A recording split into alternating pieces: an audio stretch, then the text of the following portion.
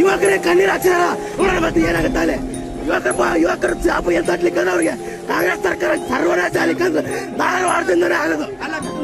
ನಾಚಿಕೆ ಕಾಂಗ್ರೆಸ್ ಸರ್ಕಾರಕ್ಕೆ ಬಂದ 1 ವರ್ಷದಲ್ಲಿ ನೇಮಕ 1 ಲಕ್ಷ ಒಂದು ತುಂಬಿಲ್ಲ. ಒಂದು ಕೂಲಿಗೂ ಹೋರಾಡ್ತೀವಿ ನಾವು.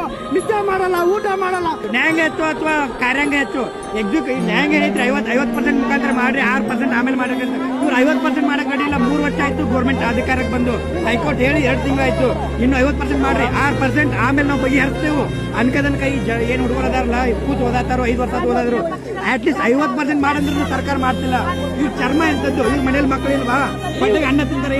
ನೀವೇ ಸರ್ ನೋಟಿಫಿಕೇಶನ್ ಲೇಟ್ ಆಯ್ತು ಸರ್. ಟ್ರೈನಿಗೆ ಸಲಹೆ ಕೊಟ್ಟು 3 ಜನ ವಿದ್ಯಾರ್ಥಿಗಳ ಆತ್ಮಹತ್ಯೆ ಮಾಡ್ಕೊಂಡು ಸರ್. 25 ವರ್ಷದ ವಿದ್ಯಾರ್ಥಿ ಆತ್ಮಹತ್ಯೆ ಮಾಡ್ಕೊಂಡ್ರೆ ಅವ್ರ ಮನ್ಯಾಗ ಎಷ್ಟು ಸಂಕಟ ಆಗ್ತದೆ. ಆ ಸಮಸ್ಯೆ ಸರ್. ಸರ್ ನೇಮಕಾತಿ ಆಗೋವರೆಗೂ ನಾವು ಹೋರಾಟ ಮಾಡ್ತೇವೆ. ಅದು ಎಲ್ಲಿ ಏನ್ ಬೆಕ್ಕದಾಗ್ಲಿ ಸರ್, ನಾವು ನೇಮಕಾತಿ ಆಗೋವರೆಗೂ ಹೋರಾಟ ಮಾಡ್ತೇವೆ. ಯಾಕಪ್ಪ ಅಂದ್ರೆ ಕರ್ನಾಟಕ ಸರ್ಕಾರ ನಮ್ಮ ವಿದ್ಯಾರ್ಥಿ ನಿರುದ್ಯೋಗಿಗಳ ಜೀವನದ ಮೇಲೆ ಚೆಲ್ಲಾಟ ಆಡ್ತಕ್ಕಂತ ಒಂದು ಲಜ್ಜೆಗೆಟ್ಟ ಸರ್ಕಾರ. ಸಿಎಂ ಸಿದ್ದರಾಮಯ್ಯನವರೇ, ನಿಮ್ಮ ಮಕ್ಕಳು ಈ ರೀತಿ ಇದ್ದಿದ್ರೆ ನೀವು ನೋಡ್ಕೊಂಡು ಸುಮ್ಮನೆ ಕೂರ್ಚಲ್ಲಿ ಅಲ್ಲಿ ಹೊಡೆದಾಡ್ತಿದ್ರ?